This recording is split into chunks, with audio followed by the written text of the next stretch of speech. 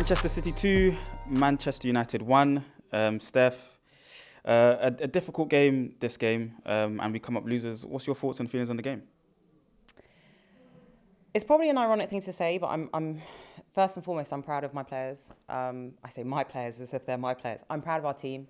I could have, I feel like the old us would have completely capitulated after, conceding within the first 10 seconds. I thought we were in for a rough ride. A long day, yeah. But the final score was 2-1.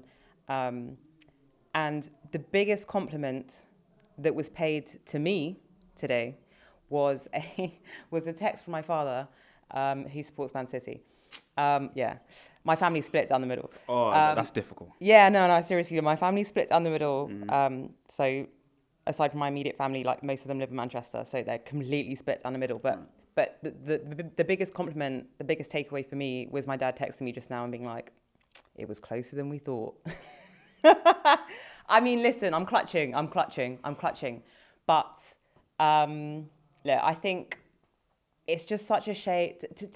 It's such a shame that we went down within 10 seconds, because all I'm thinking is that ifs, buts and maybes, if we hadn't have conceded in the first 10 seconds, it would have been 1-1.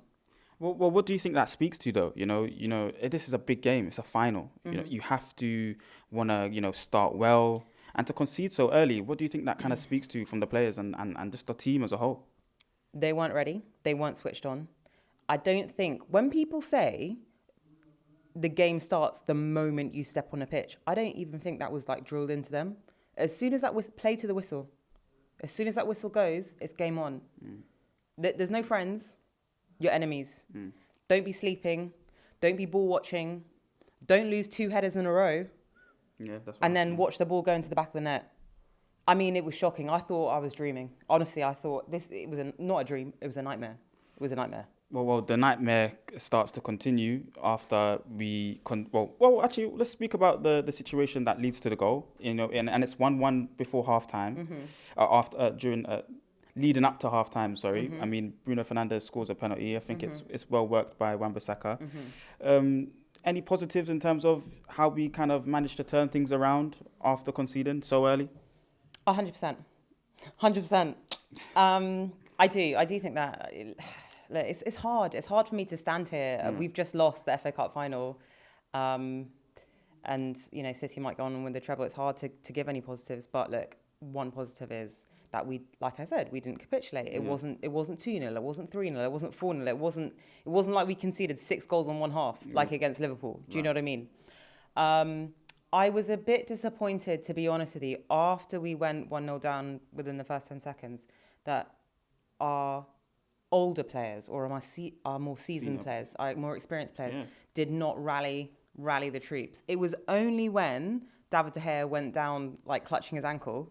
I don't know if that was real or not. Yeah. It was only at that point that it gave the players the excuse to go over to Ten Hag and have a huddle. And at that point, then afterwards we scored.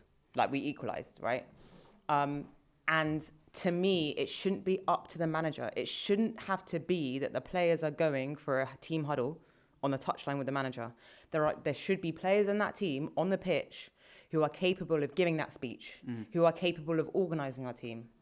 Well, Casemiro, you could see, we was watching it here in the studio, and we could see Casemiro trying to calm the players down, but it didn't seem to work. Speak to me about, the certain leaders in the team, David De Gea, Casemiro, Bruno. How did they perform in this final? Missing. Where were they? I'm hoping you can, Where were they? Where are the players? Yeah. Where are the players?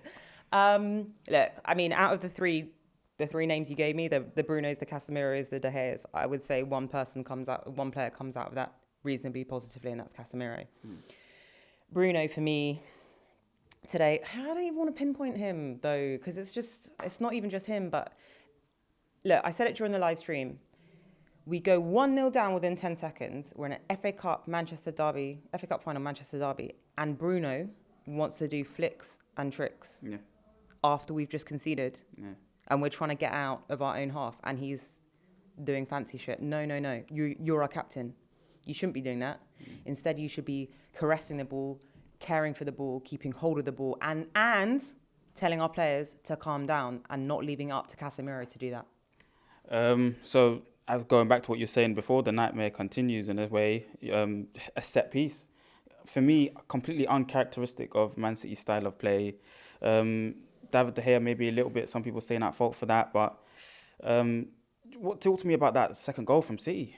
So look, for the purposes of this video, I'm going to leave De Gea out of it because it's just so polarized, and I can't be bothered for the abuse or the accolades or the criticism, whatever. Speak your truth. Just speak your truth. I guess. The only thing I'm going to say about the second goal, sloppy defending, nobody closing Gundogan down on the edge of the box, and I think it was De Bruyne who was also free. No, De Bruyne was taking the. There was another player left hand side. Grealish, was it Grealish? I think it was Grealish. There was two players on the edge of our penalty area, free as a bird, left to stroll in, take their time, touch the ball, think about where they're going to place it in the net. It was shocking. It was absolutely shocking. I couldn't believe it. I still can't. I'm getting angry now. Okay, no, well, before you switch on me, Ten Hag. Let's speak on Ten Hag. Let's speak about Ten Hag, his substitutions. Is there anything more he could have done? I know you're saying at least it wasn't 3, 4, and 5, but was there something that he could have maybe done to change the dynamic of the game? He brings on Garnacho, he brings on Wout. How do you think those subs performed? To be honest with you, look, we were very lackluster. Like it was slim pickings in our attack, and midfield and attack. It was slim pickings because of our injuries. Personally, I would not have started Eriksen in this game. I would have put Garnacho straight on the left from the start, and then I would have put Sancho on the right, Rashford down the middle, and then Bruno could go into the midfield with Casemiro and Fred.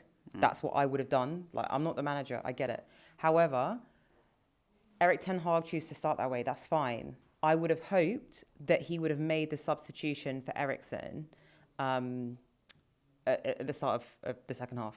I don't understand why he waited that long. I really don't. It was poor. Eriksen was struggling, not even with fitness. He was just struggling. He wasn't taking care of the ball. He was not tracking the mid. Like, he was the midfield. Our midfield was.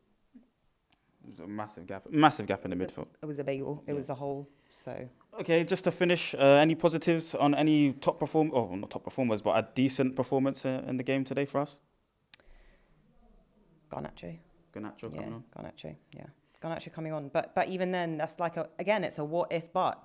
Because I feel like Garnacho is an impact player. He comes on from the bench. If Garnacho had started, like I just suggested, maybe he wouldn't have had as much impact. Who knows? We don't know. But objectively speaking, Garnacho is our best player. And that's a shame because in a game like the FA Cup final, when we're expecting our most experienced eldest players to turn up, it's the youngest player who turns up.